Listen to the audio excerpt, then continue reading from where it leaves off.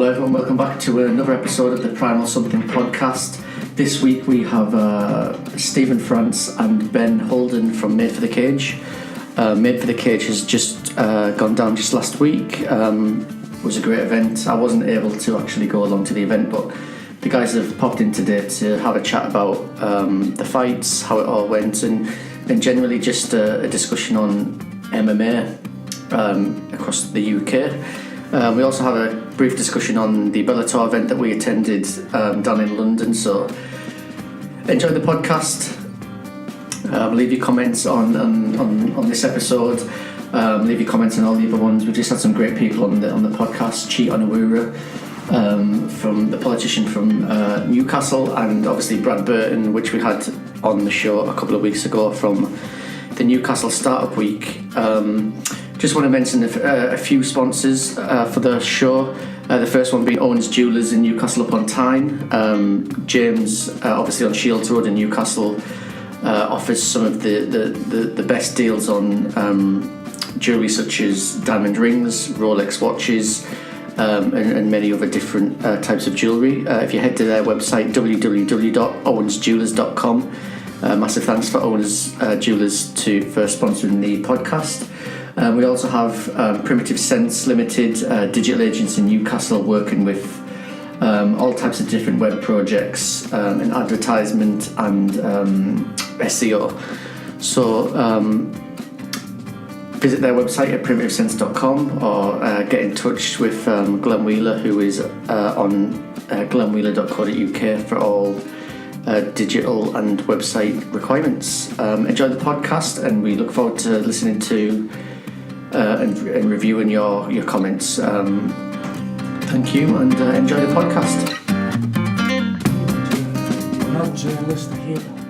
No, not man. Did you do a sports journalist degree? Yeah, that's what you are. Doing a public relations. Doing a Podcast 8 of the PrimalSomething podcast.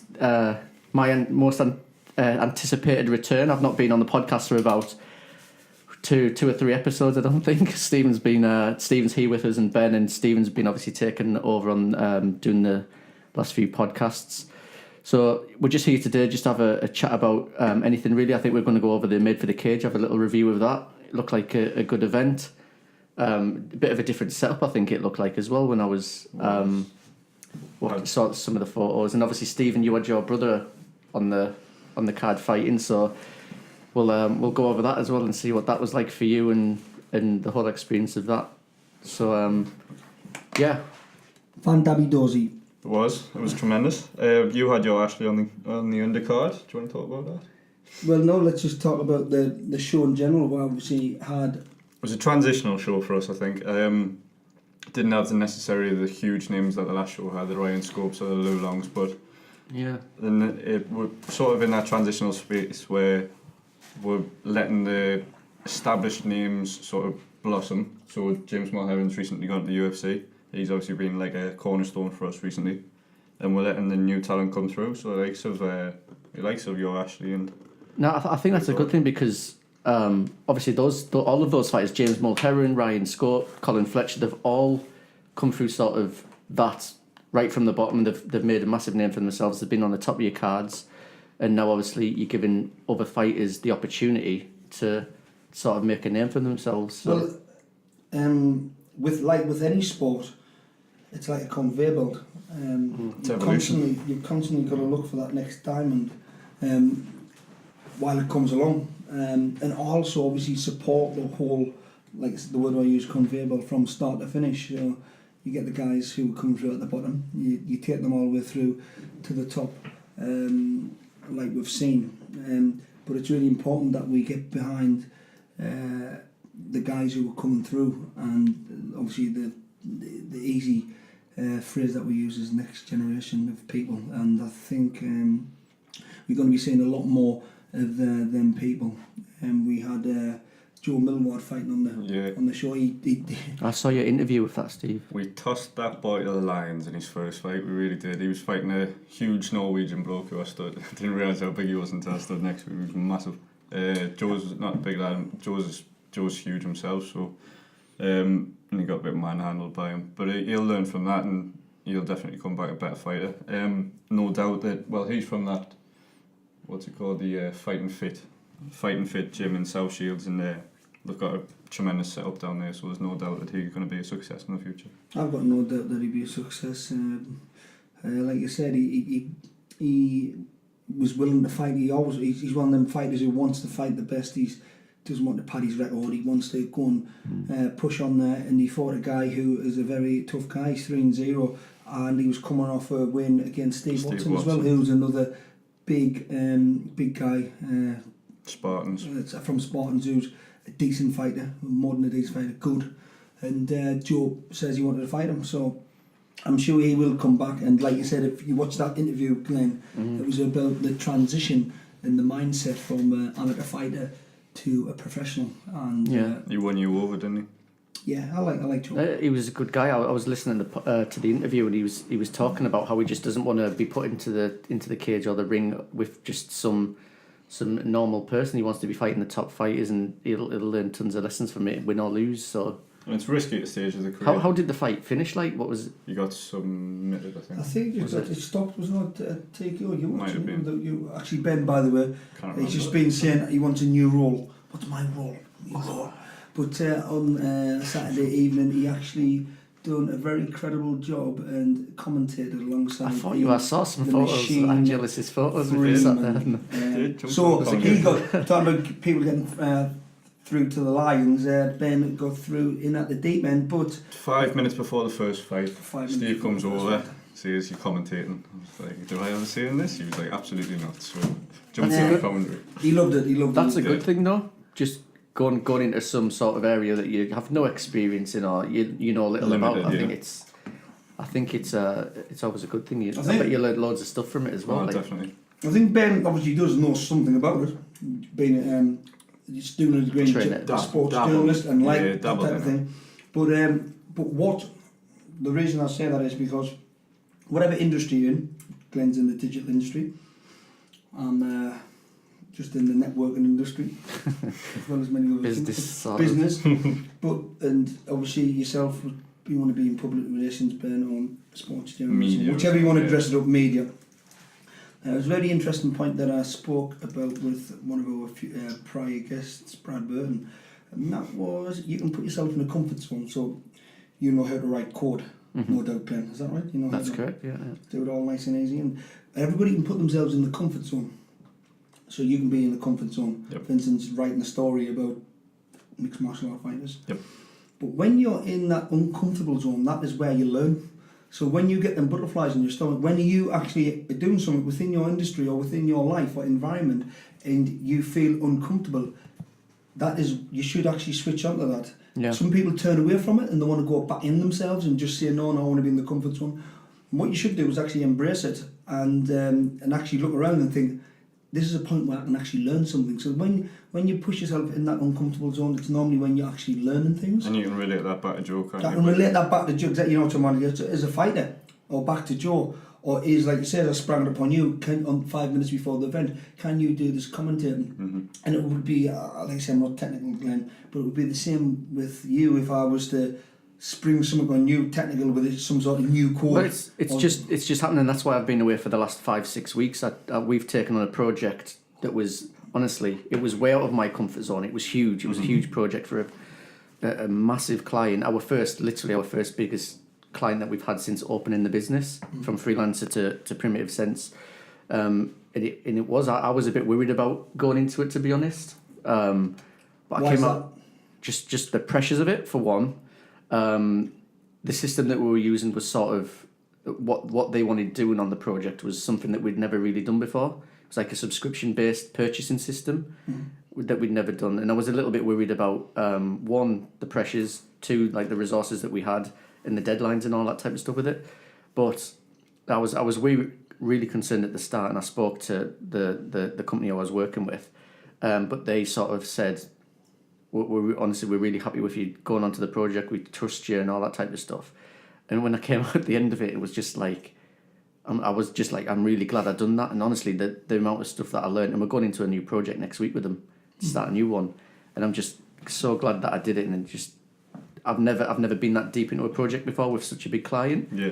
and now I know what it feels like. I think that's... I've learned tons about project management, coding as well, new languages and all that type of stuff. And I think it's the same for fighters. They go in there and fight someone who's got some sort of high level of technical, I don't know, jiu-jitsu, wrestling or whatever. You're rewriting your own code in a way. But like what I've said, but that's what you can take in any form of your life. You can just live a comfortable life. You can just go through most do. Nice and comfortable. And I think that, like, if you want to relate it back, and I will pull it around full circle, is you can think of it as the explosion of mixed martial arts. I mean, predominantly 20 years ago, the only martial art what was really popular was boxing. Boxing was the main one. But like you said, that, you know, maybe within that combat style, you're not pushing yourself, and that's why all of a sudden there was something different, like jiu-jitsu. What happens, I'm a boxer and I get took on the floor, and that'll have happened countless times. I've seen it happen in my gym, I've seen it happen in other gyms, and they get put in an uncomfortable position. So you do get some guys who don't come back.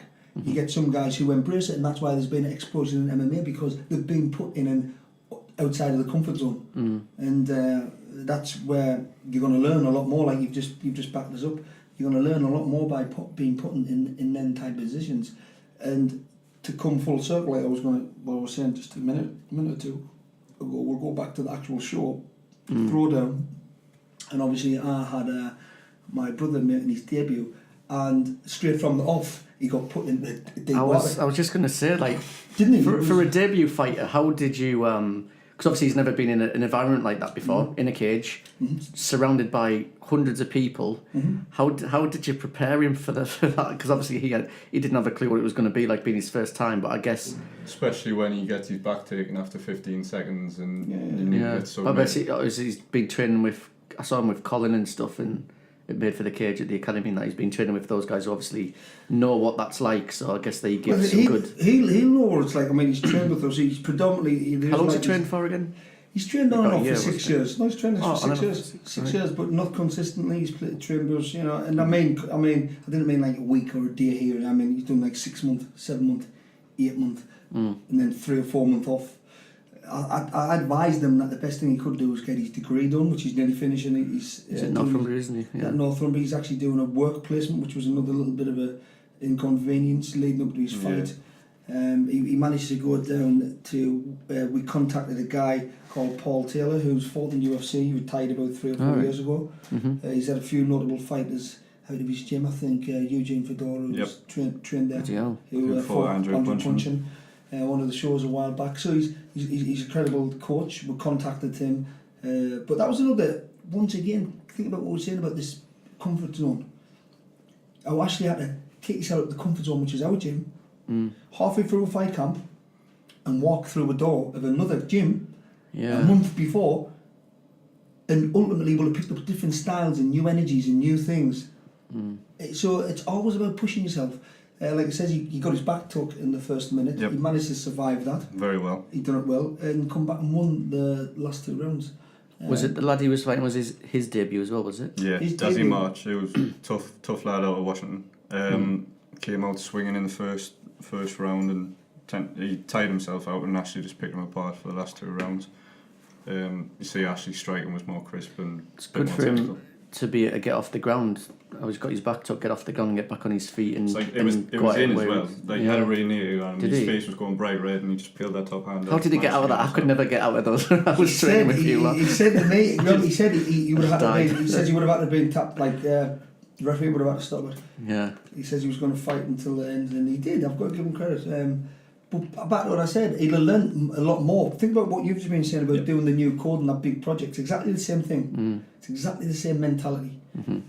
You've got to push yourself. You come out the other end learning with new skills. McGregor's got a line which is that any comfort is another word for fear. So anything like what's it called when you complacent? No, when you have like lucky pants or something like that, like a safety blanket. Basically, yeah, like a good luck charm type of thing. Yeah, something like that. A ritual, that's what he says. So like a ritual, like it's just another word for fear. You need them things in your life if you're going to compete. So say Ashley, he didn't even have his own gym when he walks in there. You need that when you're going to be a good fighter. We couldn't move on to, obviously, he was top of the card. Well, quick, I just want to ask, because I've never seen the result yet. One of my friends who I used to go to school with, Michael Hodgson, how did he get on? He got beat in the first round. Oh, did he? Because he came from Machine MMA, didn't he? Yes. He was champ on Machine MMA, He was. Mick, and he got beat, did he? I didn't see the result. It was me and Ian were commentating, and Ian says it's either going to be a first round knockout for Hodgson. Is that the guy who I interviewed as well? Yes. Is it online yet? I've not seen. No, not yet. I've been keeping an eye out because obviously I went well. to school with Michael and stuff. I So. think he fought a lad called Johnny Hoole. I think that's who he was fighting, if I remember rightly. And he took Hoole down, and Hoole's a bit of a grappler, so he ended up getting submitted. What did he get submitted with? Can't remember I don't remember rightly actually. Yeah, but the guy I interviewed both of them on the. He's a good lad, Michael. He's He's just in had the an eye operation though. He had an operation on his eye. Did He had a bit of happened, what I could fathom out. An interesting story. He threw himself into just a unlicensed boxing fight. Really? It was a bare knuckle fight. Yeah. Was it a bare knuckle I think it was or bare boxing? I'm not sure it was. I think it might have been either one. I'm sure it was. He said to me it was a boxing thing, but it was a stand-up fight. He'd never done anything, and by his own admission, he said that obviously you can't learn how to be a boxer in 6 weeks. But he did go in, and he got the win. He actually managed to win. Right. So then that propelled him to. He just thought, I'm going to go and do something. Throw He myself didn't have back what you do normally get is in MMA and mixed martial arts is they'll have a background, maybe it's even a boxing background, or they'll be a Thai boxer, or they'll start doing some jiu-jitsu or wrestling, and then they progress into mixed martial arts. Michael didn't do any of that. He just had an unlicensed fight, and then decided that he wanted to go straight into mixed martial arts. Yeah, because he actually trains down at Bishop Auckland, but he has been doing training with Davy Grant. Yep. I saw him doing some training with Davy Grant. But I think he's predominantly he learned mostly boxing. I've never really seen him trying jiu-jitsu and all that type of stuff. Because I follow him on Facebook and stuff. It looks like he's just more sort of stand-up type of stuff rather than ground. So that's why we thought he was going to just stand and trade with this lad, but took him down. And that's the way he's won the Machine MMA fights as well, and he's been fighting on those cards, ground and pound. And he lost his first MMA fight. Did he? But Yeah, I and think he won four in a row. bouts So after that's the interesting story. So he lost his first one, but then he's on a 4-fight win streak. So he's 4-2 now, and he looks promising. He does. Beat one of those in like 7 seconds or something, I think, on the Machine It was MMA. Andy Connor fight, I think, if I remember right. We'll go back to what is I shouldn't say at a higher level, just people who are training a lot. It just goes back to jiu-jitsu, and you've got to have, it's now imperative, right? It's and really for most people have just got to have you've got to have a standard of jiu-jitsu. It's just it's really important. It's not even something you ask these days now. It's just like maybe it's 10 years ago you did, even 7 years ago, 6 years ago. But now it's just like you've got to be a decent grappler. It's you didn't even ask that now. Your grappling should be decent. I agree. It's got to be decent, because like what we've just spoke about, 2 fighters there. Now Ashley got his back took in the first minute. Mm-hmm. Michael got submitted in the first round, and he's on a 4-fight win streak. And everybody's got to have a decent level. What of level grappling. is Ashley on? Like jiu-jitsu, couple of stripes. He's got a couple of stripes, but he likes his stand-up more. Well, a couple of stripes is I know from obviously training with you lot. I don't have any stripes on mine yet, still. But I know even from that, I learned shit tons. So even having 2 or 3 stripes on there, that's some bloody good ground experience. Yeah. And to be able to get out of someone taking you back. It's like a basic level that you need. But that's what I'm saying. You've got to have. I'm trying to say them days are long gone where you're just like, you have a little bit of a roll about on the floor. It's like, look, you've got to have a decent level. Like remember the fight what we've just been talking about there on Made4TheCage. That was for a title, but it was an amateur title. Mm-hmm. That's at an amateur level. Well, and that guy, Johnny Hooley, will be a decent grappler. Oh, he's a good fighter. You understand? And the more you progress all the way to the top, them guys. Well, I witnessed it at the highest. Top grapplers. Yeah, I witnessed it at the highest level a couple of weeks ago with Rory McDonald and Paul Daly. Not obviously Paul Daly's he's a hell of a fighter, He's good on his back, but Rory McDonald. It's just I was watching level. it live. Honestly, his transitioning was unbelievable. And when he got the choke, What he just made it look easy. What did he make Taylor? What did he make him look like? He made Paul Daly on the ground. He made Paul Daly look like he's never trained anything on the ground in his life. He managed to keep off him in because literally the fights were starting, the rounds were starting. I think it was second round he got beat, but the rounds. Did you see this, Ben? Yeah. The rounds were starting. He was just shooting in single leg, taking him down. When he wanted to. But Paul Daly was scary. Paul Daly was scary. Obviously, he's been practicing all that. He practices it a lot and trains it a lot, the takedown defence and all that stuff. But the level that Rory was on, he was managed to get his leg and just basically pull him down. I actually think Rory's still the best welterweight in the world. I think I was really disappointed that he left the UFC, to be honest. I think that fight with Woodley would have been absolutely mad But for Rory. when you're talking about being good on your back at a top level, Daly, you could tell the difference between Rory and Daly, honestly. And Daly's been in the game since he was a kid. We can relate that back to Made for the Cage actually with if you look at Rory McDonald now, you should have seen Alan Proctor on Saturday. He looked scarily like him. Did he? Yeah, absolutely scarily like him. He got taken down in the first round. He's doing well at the minute though, isn't he? He's a freak. really, really well. He's an absolute freak. He's definitely got a very, very good chance of going all the way to the top. Yep. Because you can just see he's got that mindset. He's got that. Does he train full time as well? No, he works. He works, but as soon as he leaves work, he's training 2 and 3 hours on a night. I've been across it. So he's leaving work, he's training 2 and 3 And where does he fight out? He's SBG South Shields. It's not 6 months. Oh, right. SBG South Shields. With Alexander. Good place to train then. It's not bad, is it? It is. He's a quiet guy.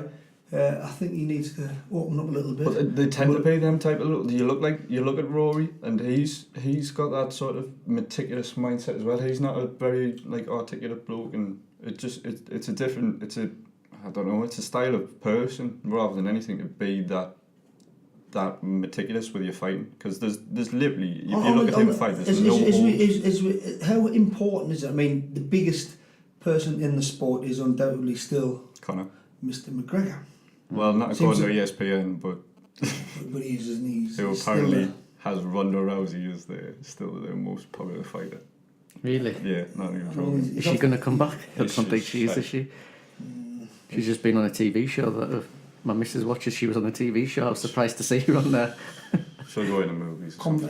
Complacency sets in, and I think the rest of the world is caught up with it. I really do. Well, if she was trying to do too much, I was this is what I'm listening saying. to her. You've got to be like Conor McGregor says. You've got to be dedicated. You've got to be obsessed. This is the point. Is Conor slipping a bit in his private life? I mean, I had friends from Liverpool who you've seen them photographs, and I'm going to say something now. The people who he's with are absolutely the nutcases, basically. These are people who are, I can't even mention on air. These are, and it's nothing wrong with having a party, but eventually it'll catch up with you. And at the minute he can say what he wants, and he's quite funny. I've seen him. I think I seen a video the other day where he's answering the people who call him out, and you'll see that one where he's like, he's like, whatever. He's just like, whatever. I'm still winning, and you can say that as long as you're still winning. But I think I've pointed this out before. The UFC or Dana White or whoever it is, the higher powers, they seem to pick these characters. Like have Ronda, have Anderson Silva, they'll have GSP, and they'll have that lifespan out of them. You can see a pattern, can't you? And as soon as they're finished with you, or you slip, or you're sliding, it's on to the next see you later. They don't hang about. So Roy Nelson's just been another one of that, isn't he? Yep, Roy he's Nelson's just gone. signed with Bellator. They're talking about putting him up with Lashley, I think. Yeah, I saw that news the other day. It's a lovely little post that I got, but that's about it, I think. How important do you think it is to have a character, to have this ambience, this facade? Huge. It's like, huge. like Conor McGregor, and the reason I say this, like you said, you've got these people with quiet personas, but does that sell? Is Dana White interested in them fighters? Look, Conor. Does he want them? Does Dana White? Is that good for you? Does he want more Conor McGregors? Or does 100%. he just want polished people who just fight and then leave. I think there's a limit on how many Conor McGregors you can have at one time, because then they're not Conor McGregor. You need that star, and then. But he always has somebody, doesn't he? Oh, he does. Like Ronda Rousey. About a year, 18 months ago, you were looking on your phone and she was doing workshops. She was in films. Fast and Furious. She was in. And you're like, what? She was in everywhere. She was in interviews. There was just she's there. Then you know, is it important that a fight is like that? Where's that balance? Because the other end is you got somebody doesn't do anything. Well, I was speaking to Carl after his fight. Carl, I don't know who won first round submission on the show, and he says that working with Colin, you realise how important that extra side is actually, and the fact that you do need to do interviews, and the fact that you do need to get your sort of persona out there, because he's a funny guy, Carl, and he's got that quirky sort of personality. I think you speak about those type of people, then you look at someone like Damian Maia in the UFC, who's really quiet.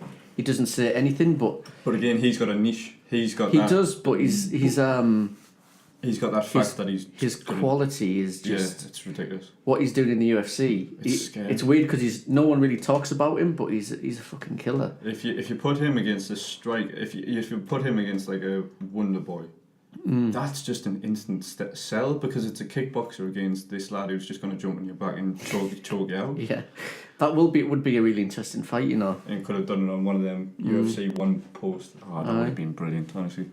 I think chucking him to Woolies is a mistake. But at your level, at Made for the Cage level, these people coming through. What's wrong with our level? There's nothing wrong with your level. What's wrong with our level? There's nothing wrong with your level. Tell you what. I'm saying is, do as a business, my level's quite fine, Mr. Wheeler. As a business, do you look for characters like that? I do. People who are gonna come out and very sort interesting of point. shut their mouths. I do. Well, it makes as a whatever level media. we're talking about it. I suppose. Look at even Newcastle Starter Week, which we've been speaking about.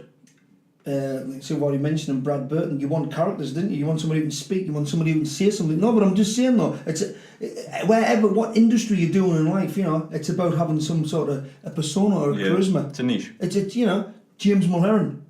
He's got a charisma about this. They want to watch him. They want to see him. They want to, you know. James didn't have that though. James has developed that. No, I think he's always had something. When I've looked back, right, obviously, his character's developed, but I think that was always there. He's always been that type of person. Which one's this one? I thought this was the. Oh no, maybe it was not. Came up with Adam Proctor, the Adam Proctor fight, I think. That's not the Proctor fight. That's Nathan Thompson. That's Nathan Thompson. That was the weirdest fight I've ever watched. Guy kept taking him down and then standing back up and not striking with him. Really? It was so weird. It was so strange. You should have seen the one that we watched at Bellator not so long ago. It was who the hell was it? It was the worst fight I've ever seen. This was up there. I think getting back to your question, is it what's it like for Made for the Cage to have them characters? Yeah, it's still important. I just thought about that. It's very important because, for instance, on the last show, which was a big show, you had Ryan Scope. People wanted to see him, didn't they? People wanted to see Jim. They wanted to see them people. But those type of characters like Ryan and James, they don't go off and start of, you know their names, but they don't sort of throw their mouths about like. Yes, they did. Did anybody see Chris Fishgold and Ryan Scope? What was all that about, Ben? Really? No, there was a meltdown. Probably better. There was people saying that they were going to drive up and down the motorway to see each other. I'm coming down to see you, and he was saying, I'm coming up to see you. It was getting like that. Ryan's learned over the years that he needs that story. Well, he created his own little persona, didn't he? He's got that little like playboy persona. I'm going to see you out in the town type of lad, down to earth lad. I think in James's persona it's more, I'm approachable. Look at me. Anybody can go to James. He's like, you know, you can actually go up to them because some fighters is just like, should I speak to him? Yeah. Yeah. James is more like he invites you in. I think Colin's the same as well. Colin is definitely. Colin invites you in. You know, come on, let's speak to us. And it's ironic, really, when you look at him, because you know he's got all them tattoos. You would think you'd be someone you would avoid on the street if you were walking down. Yet he's the nicest lad you'll ever meet. Yeah. It's scary. Do you get any of the fights up there? That's the Proctor fight. By the way, this lad that Proctor was fighting was 7-0. Is this the one here that you've Not just? 6-0. No, I think he was 7. Was this the fight just gone? Yeah. there was a confusion with that because the background said 6, but I've read 7 for the past few weeks. So. Oh, we had Buddy back on the show. Oh, did you? I didn't know. Bud was back. Left us for a while. I was going to say he's been doing some cage had to remember where his roots are coming from. If you're listening, Bud, remember that. He's the remember that. best, by the way. Never forget your roots, brother. We've got Barry who was like... I saw him in interviews and all that type of stuff. Barry's class. Yeah. I'm just trying to find a place for him now, though, this is the thing. This lad hadn't fought since 2014. Really? And he thought he was going to come back and fight Adam Proctor. Why was he fighting it up? What was the gym? Don't know. It's in... So shitty and stuff. I don't know what's going on with this. What's up with you? Technology's just not there, is it? What level is your technology acting? I thought you were all up to date with stuff. Skip it forward to the second round, so like midway through. It's the stream, one sec. Did I blame us? Did I blame you? No, I'm not. Now you know how hard it is to stream. Yeah. Did you manage to get it working? We didn't put a one up. No. Dale put one up from like just his point of view. Yeah. But nah, we need more. Nice big powerful hands. I want to get a listen to your commentary here. Oh dear. I cringed at myself during this fight though. The stream's not going to go. Want to get on? Not working? Glenn? Do it here. Nice. I turned into an Adam Proctor fan halfway through this, I think. It's just, I've never seen anything like it on Made for the Cage. I really hadn't. Just this level of dominance against a really high level lad. And just the way he transitions from his strike into his... It's the gaps that he puts in. Well, that's what makes him so... I've got to say, like, Adam does look slick. He's just one step ahead of everything. This was performance of the night, no doubt. Oh, that's... Looks deep, doesn't it? It does. This is how the lad ended up getting on top eventually. But he, one of the judges scored it 10-8, 10-8, 10-8. Oh, it went all the way, did it? Yeah. Are you familiar with the new rules now? In terms of scoring and... I don't think anybody's familiar with the new rules because they make no flipping sense. At professional level, you mean? Yeah.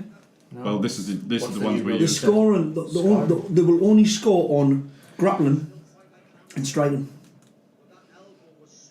They will only score on grappling and striking. Well, you've got to look at that first. Then you've got to go back. If you think it's even after then you can start looking at different things like control and aggression, or takedowns and but basically, I thought you were scored. But basically, you're going to score on striking and grappling, and that's it. That's interesting. It's a weird one. It's a strange one. I don't. And that's throughout the whole fight, even to UFC level. Yes. Interesting. So this is what we were read out at the rules meeting. This is why you're seeing more 10-8 rounds than ever. Because there's lads like this who... Because a lot of people obviously go for the takedown straight away and trying to gain points that way, don't they? But you think, if you're holding a fighter down for 4.5 minutes a round, yeah, that's the same as knocking someone down. That's the same as knocking someone down twice. This is a theme of actually these up kicks. This ball just never checked him and he just started kicking him in the face for 2 minutes. That's my excellent commentary right there. Orange Jewelers down the corner. Look at that. It's just getting kicked. I'm going to see half one. Who? James over. We're just getting some kicks in the lips, isn't he? He is. You just got kicked. You just got kicked for a minute and a half. And Bolt was trying to get into his guard and you just couldn't do it. It's these little things that are separating the side at the minute. It really is. He's scary. He's just not getting round, is he? Scary. I've never seen anybody win a fight from his back. What? The transitions there. And it was It's good. It was awesome. It was actually quite fun to watch. And you obviously like grappling. Isn't it amazing how someone can be controlled with a set of legs? It's so weird because when we were down in Bellator, there was a lot of this going on, and people who start booing it really pisses me off. Deck them the next time you see them. I'm like, God, just people just like stand them up and not appreciating the art. No, you've got to appreciate it as Go a watch fan. boxing if you're going to sit in an MMA event and shout for them getting stood up. It's ridiculous, man. This went the full 3. Went the 4-3. I think it wasn't close. Unanimous though. Wasn't close. No. Wasn't even remotely close. It was 27-27 and then 24 for the last one. Like this, like It's class. Look that's better. a hell of it. It's cool as hell. You like it? Aye. Look better. That's Barry, isn't it? That's I like all the how you've got all the graphics up and stuff. Pretty good. Good for the sponsors and all. Yeah. And the fighters. Aye. Bit of feeding the ego a little bit. just going for that next level, isn't it? It is. It's But he good. had his own walkout. He had his When own he walkout. came out, he had his Was it own some fucking- smooth music? Ah, at he it? started dancing in the ring. It Buddy. was brilliant. Yeah. Could have his own walkout now. Needs to. He's at that peak now. Demanded it in his contract. That's it. before What he round signed. is this? Second. So it's going back the second. I thought we just watched it. No, that it's was the second. first we watched. He says he dominates this one. It's not close. That elbow hit him by the way. He's tagging him all the time and all. It's just ridiculous. Sam Bold was 7-0. Hadn't been touched. Dale was talking about this lad before the fight, and he was saying the last time he saw him fight, he was going to put him up against Ryan Score. He was This looking lad in the black yeah, shorts? Yeah, he was looking to put him up against What's Ryan. he called again? Sam Bold, he's called. Getting tagged all the time. He's a good fighter. This is the thing. This is the scary thing. Taking away nothing from Sam Bold. He's a good level lad. Legit. He's just getting absolutely beaten up. Did you see Gustafsson at the weekend when he caught those 3 uppercuts? Oh my god. It just remind me of that how he caught him on the chin there. That might be my favourite knockout of all time, by the way. It was class, wasn't It it? was unbelievable. That was a problem, by the way. In fact, that we had the UFC Europe show on that. Yeah. What fight would you like to see in the UK? In the UK. I've got an answer. I've got an answer. What? But In- your in- opinion, your in- don't answer. In MMA, In MMA. I would probably like to see. Well, I think the hopefully the next Bisping fight is going to be a pretty good one. GSP. No, I'm You're talking talking British. all- I'm you're talking talking British. all I'm British. just all British. All right. What about you, Ben? Adam Potter versus Ryan Score. Actually, that crossed my mind there, but I didn't think that's going to happen. What level I is? don't think it could, but What is this? Is this the one before the main event? yeah, this is coming in event. Okay. So He's getting there though, to the top of the card. Well, There now you he's, go. I think he's one he's more 7 and 1. than isn't he? him. Yeah. He's 7-1. 7 and 1. Have you got an answer? That one will cross my mind, but Isn't it just as a flirtation in the dream- mind. it's a dream one, isn't it just wouldn't happen. No. He said that I think the camps are too close, and Alex and What about? Ryan. Are we talking Made for the Cage? Or are we talking any UK? any UK. What about MVP Paul Daly? That needs to happen. Did you see what happened at the end of Bellator? What happened with Pedro? He pulled out with injury, didn't he? Yeah, he had an injury. He'll get And then Daly, after Daly got beat against Rory McDonald, he was calling him a pussy and all sorts. Daly left the... Obviously, Daly's got a background of hitting people afterwards. He fucking charged over MVP in the crowd and he was going to batter him. No, Would you like to see that one? Yeah, I'd like to see it. you'll soon find out how good Paige is. After It's the that same fight. styles as well, Who's because you they fighting both next? stand up. I don't know. Not done very good. Still got that vicious left hook, can't you, Daly? But so is Paige as well. Daly's legit as you can get. He's Daly was only stand-up. kicked out of the UFC because of that. what incident. about Godby versus Mulheron? It's not gonna happen. It's not gonna happen now. Well, that might happen actually. It will happen. I Oh, think might. that'll be. That'll I'll be tell you, I for- was impressed with. Not That's interested who was at anymore. Bellator. Stav, the bear. He knocked someone out in the space of a round. Yeah, it's nice. It's a lovely. He's a beast. Who was he fighting? Who was it? Can't remember. Can't remember. Didn't know him. Where was I he in the didn't- card? I didn't know him. He was mid card. Mid card, yeah. I didn't know He that. had some he was big fighting. fighters though coming at the top of the card though. We've had a good few shows recently. Actually, Bellator, Made for the Cage, and Bama had a decent And what do you show. think of UK MMA? As we speak about this, where do you think? I think it's still got a massive stronghold in MMA, hasn't it? It's the bloody some of the I think it's grown. big time. Never mind. It's still growing. Obviously, stronghold. MMA has grown massively over the last few years. It's still growing, and I think it's still got a massive. Boxing's had a renaissance this year, like a I massive did go. renaissance. I did go to And, the exactly went to the yeah, Joshua. the Joshua fight. I did go to the Joshua fight, Oh yeah, how did you get tickets for that and one? it was. That's how you get No, tell that story. How did you get tickets for that one? We'll keep that to ourselves, Ben. But anyhow, it was. I didn't feel like going. Actually, I was a bit tired. Oh, because you were you went. Yeah, I went to travel. I went to Spain and I flew back in and went to the fight. But I tell you what, that 11th round it was worth travelling anywhere in the world for that. That was meant to be. I'm telling you, insane. he had 90,000 people because you got to remember for 2 or 3 rounds it looked like he was dead on his feet. Yeah. I watched it when I came back because I was away that weekend, but And when he got Sixth knocked to the down, 8th, yeah. Klitschko looked fucking amazing though. Yeah, well, he That was the best Klitschko I've ever seen. Well, he just thought, no, the last few, he thought, I've just got to see him out, I've just got to get I want to win on points. Then he came up and I let him know. I had Joshua round up, like, I don't know. You still had him on round up? I still had him. No. He won the first 6 rounds, man. I didn't know. I think Klitschko might, up until he got put on his arse and knocked People out. gave Klitschko the round that Anthony and Joshua knocked him down in, and just like if you're going on scoring, you just can't do it. Anyhow, the fight was Tremendous one. the round was worth it. It was worth going just for that one. Just for that one round. That one round was worth it. I had a few mates go down there and they said it was a hell of a night to remember. So it was a great fight. And I think it was probably the best heavyweight fight What do you think in about? tenure. What do you think about Canelo and GGG? What? What do you think about Canelo and Golovkin? That'll be a. Joe Rogan's been talking about that fight. It'll be a fucking beast of a fight. So going to sell big numbers. But he just gets hit in the face, doesn't he? He just defends things with his face. He does put his face, then he just stands up. That makes sense. It's not a good it's not a good tactic though. It's not, and I don't think if he did it against Thingy, I don't think he'll stand there. Who was I going to bring that back to? I was thinking about that in the car. Who? Oh, it was Madsen.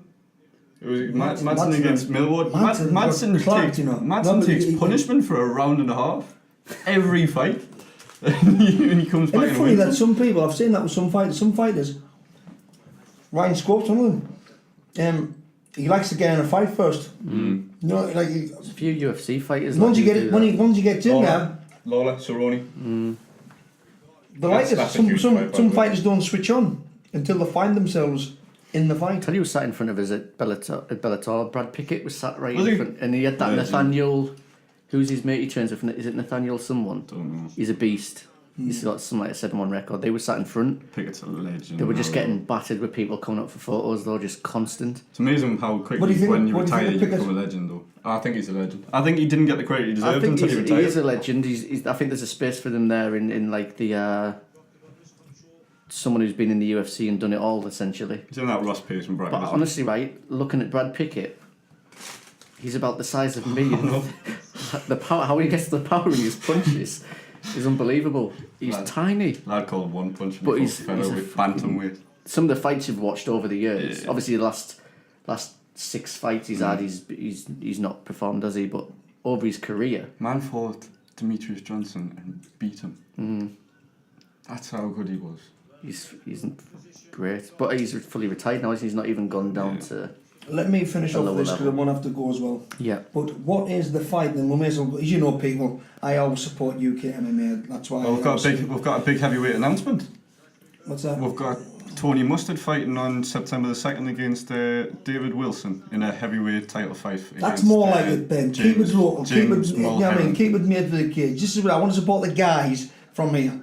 There's nothing wrong. Like you said, I was going to finish off with the ultimate question. We'll get behind, obviously, always UK MMA. And like he says, this podcast will always feature, especially after one of the shows, and every now and again we'll always speak about MMA. We're going to try and get a couple of the lads on. Yeah, we'll try and get a couple of guys. But I like to support the guys from around here. I support the guys who have supported us from Fighting Fit, obviously from our own gym, Made for the Cage, and obviously Spartans. They've always been there, as well as a whole host of other gyms in and around the regions. We will always support UK MMA. We've got other guys coming through, not just like Ashley, like Jordan Williams, who is a professional, legit, world-class Thai fighter. He's now making the transition, and I am putting my money where my mouth is, and I don't really do that, and I think that he'll be up there on them big screens within the next year. I had a meeting with Steve on Wednesday, and half of that meeting was talking about Jordan Williams. Yeah, I think once he gets his just a decent ground game, I think he will destroy a lot of people with him being at that type of level at Thai. But we've also got some other guys. And he's marketable as well. That's what. Yeah, he's a young guy. He's got all the tattoos. He looks right. So we're gonna look at getting him on the show. But there's other guys there in the background who are floating about. Yep, Milhad Al Hadi. Yeah, He's another one out of Fighting Fit. Joe, like we've said, there's loads. There's a few there. Cal, Eleanor. And we've also got to give a mention out to Chris Thurple there. Yep. Chris is looking to break into the top 10 Which he will. within the next 12 months, and I'm sure that he will. I think he's somewhere just outside the top 10, 13 or He's something. 15th. Is he 15th or something? Somewhere around that. I watch him region. fight a lot Unbeaten, on Made for the he's- Cage. he's I watch unbeaten. some of his videos, his Yeah. judo and stuff. His so judo unbelievable. and his wrestling is unbelievable. It is. He's yes, taken over from Warren Oliver, by the way. Shout yeah, out Warren Oliver, which I would like to maybe get Yeah, in yeah. sometime. He is, and I'd like to give That would be a good. mention to him. That would be a He good is podcast. one of them people. He's one of the pioneers. Yeah. He's one of the This is original the wrestling revolutionary- coach, isn't it? Well, he's an MMA coach, but he's Wrestling He god. announced. I went to his training session and I got a bust rib. Wrestling god. Oh yeah, you went, didn't you? So that guy wasn't Yeah, Glenn went to Warren in the MMA session, and that was it. He was finished, broke his That was ribs. my career done. It was a different kettle of fish. But He he he's announced. was legend. There's been rumour in the pipeline for a few weeks that he was going to take a step back, and I think that's He been on the announced cards. it yesterday. And he announced Yeah. it officially. He's handed over the actual head coach reign to Chris Thurple, who we've just been speaking about, Right. who's obviously going to be trying to break into the top 10 in the next 12 months or so. But we've got to give homage and pay homage to Warren Oliver. He has Yeah. been a fantastic coach and a fantastic ambassador. Most of the top guys, all of them, there's not one of them, I'm going to mention names, but they went through his gym. All the guys now who are up there, they've all trained with Warren. And he, without him, and a few other coaches in North East MMA would Yep. not be where it was today. So we've got Absolutely to give him a shout out to the Spartan crowd. But like I They've said, got some good lads coming through as well. they've got some good lads coming through. But like he says, we will keep this station always friendly towards Made for the Cage. Always friendly towards UK MMA, Yep. and we will always try to give you some insight Yeah. into what is a fantastic, disciplined, and wonderful sport. And leave some feedback as well. What fight you want to see as well. Yeah, if you want to on the pod, if you want to leave any comments about who you'd like to speak to on here, or if you've got any questions yourself Or any matchups that you want to see. regarding UK MMA. We can try and accommodate you, or we can try and get the guests or whatever in, or we'll try and ask the questions.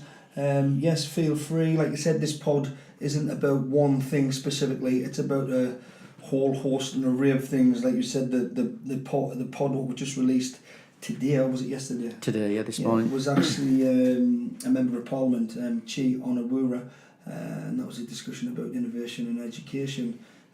Before that was Brad Burton, who was a motivational speaker, and so on and so on. So we do not keep it specific to one topic, and that is what I think makes this podcast such a special thing. And if you want to finish off, Glenn, anything yourself? Just the last thing I wanted to finish off with, I just wanted to wish James Mulheron good luck for the Yep. UFC in Glasgow. I've Yes. watched him a lot on Made for the Cage, and Proud moment, that one. it that is really is. big time. Me and my dad are super fans, so I hope he's got a tough fight though. He has. I've had a look at that guy's record, 4-1, I think. AKA. He's It's not Turns out a yeah. can fight. It's a tough fight Nope. for James. If he goes Do you know through why that, it doesn't? He doesn't do any favours. He's going to throw you and see what you're about. Oh, it Yep. depends who you are. Depends who you are, It but he's going to depends who test you. you He's going to test you out. He's going to test James out. And I'm sure James will be training his arse off now. He will Yeah. be putting himself through all of the rigorous regimes, what I know. There's a couple Yourself. more lads you need to look at, Dana, if you're listening, which you should be. yeah. On a Made for the Cage show. So But that's it. That's it, Yep. guys. Is that all? Well, Yeah, I until think next that's time. it. Until next time. Thanks for listening Thanks for listening. thank you very We'll much. see ya. And if you just uh, leave, just finish off, if you just leave any comments, any ideas you've got for the podcast, or if you want to even come on the podcast to have a chat, we'll be happy to have you in, and we'll catch you next time.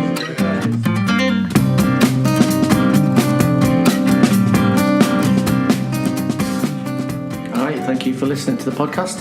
Thanks again to Owens Jewelers and Primitive Sense Limited for sponsoring this episode of the Made for the Cage review.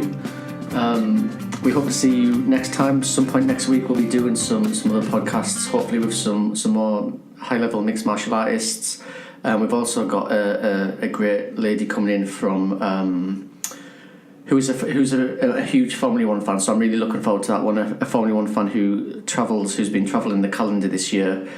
Someone who I'd contacted, someone who actually I've never met. I actually contacted them via Instagram. We're hoping to get Nikki into the studio to have a podcast, just to ask her about her travels, what it's like to travel with Formula One from a fan experience, maybe what more they can do in Formula One for us to, as fans, to get closer to the sport.